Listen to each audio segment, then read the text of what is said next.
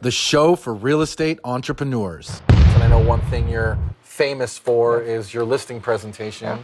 And why don't you give me the 30,000-foot view on why your listing presentation is so effective? So how all this happened was when I got into the business originally, I'd never talked to a client.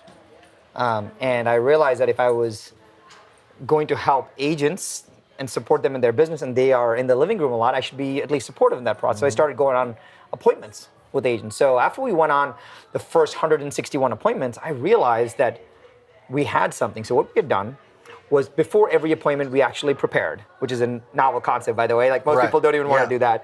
And after every appointment, what I did, I got in the car and into my phone, I just rattled every question that a seller had asked us. So I had 161 appointments worth of questions. So I said, there's got to be a pattern here in some way. So I took the 161 questions, I categorized them on the whiteboard, I just put it all up, and I found there were roughly 10, 11 topics in chunks that reoccurring themes. The themes that the clients asked for. We took all our listing materials and we threw them out. You know, the people will say, oh, you need to come in with a big leather book and you need a thud factor. Like, you only stressing the client out, right? And so we took away all of that and we actually built a 10-page book. And the 10-page book, it didn't matter whether you have the book or not, it's the story behind it. And we synchronized a flow that actually built people up through those 10 questions. That was the pathway of emotions.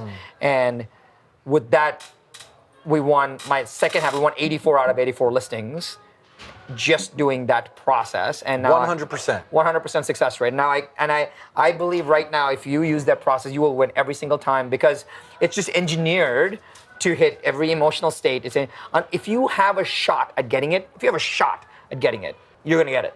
Yeah. And it gets pretty exciting when you can do that. So you went on these 161 appointments, you found all the objections that you were getting, and like a statistician, you kind of found the 10 most common things and then deconstructed your listing presentation to handle those in advance? Right. Or script out the objections? Both, yeah. Okay. So you would do would you do before, what would you do during, and what would you do after? So let's bring it to life, right? Let's bring it to life. So a lot of times people will say, the one question, there's three questions that generally, in some way, shape, or form, agents get asked about. How are you going to market my home?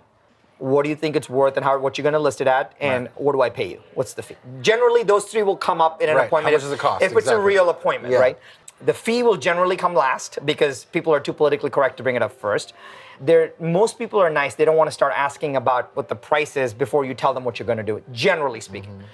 So the average question the client will always ask would be something like this. So let's say you listed, like, what's your marketing? Why is it better than the other person? Tell me what you're going to do to sell Tell me what you're going to do to sell it, etc.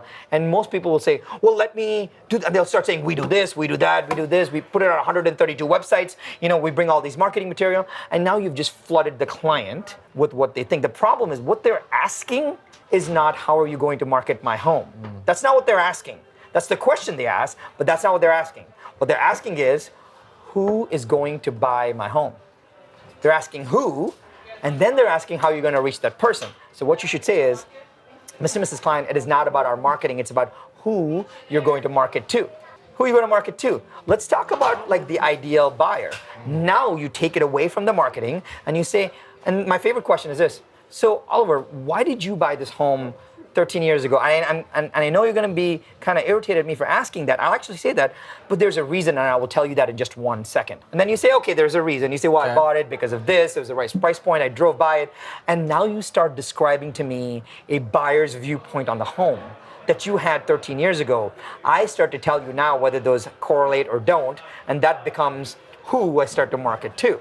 Now you can say, so I think the right person to buy a home like this is so-and-so criteria, works here, lives here, likes to surf, loves this, like I walk through, now I have an avatar of this person.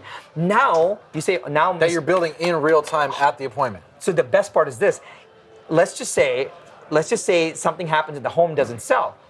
I already tell my client, Mrs. Klein, do you believe that the avatar that we built together was the right one? So now it's not about me not delivering on the marketing, it's about us not agreeing upon the right avatar. So it's much easier to ask for the price reduction. It's much easier to ask for the listing being kind of renewed.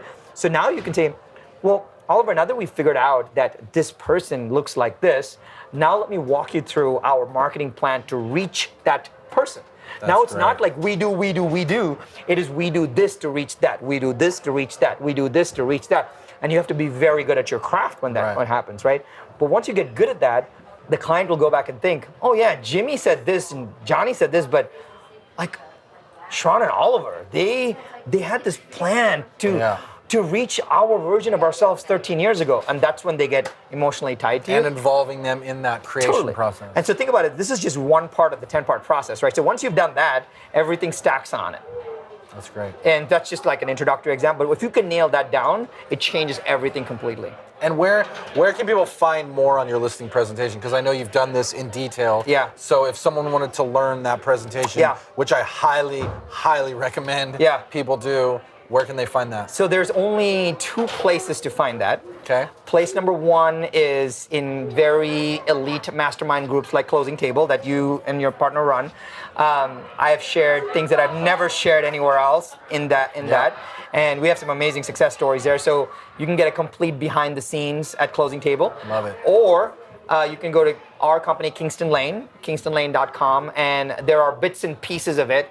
But how we run it is we run it through our mastermind program. So ours is not in person. Ours is virtual, and thousands of people around the world, and we break down exactly how we do things. Those are the only 2 places you can learn about the actual process. And how do they get involved with that second one that you just mentioned? So Kingston Lane is kingstonlane.com. We are a push-button marketing platform for real estate around the world. We have tens of thousands of agents across the world in 12 countries, and our job is to give agents tools to make a ton of money. So it's very top secret. It doesn't sound like we're going to get a whole lot out of that. To listen to this full Founders Club interview, go to foundersclub.tv.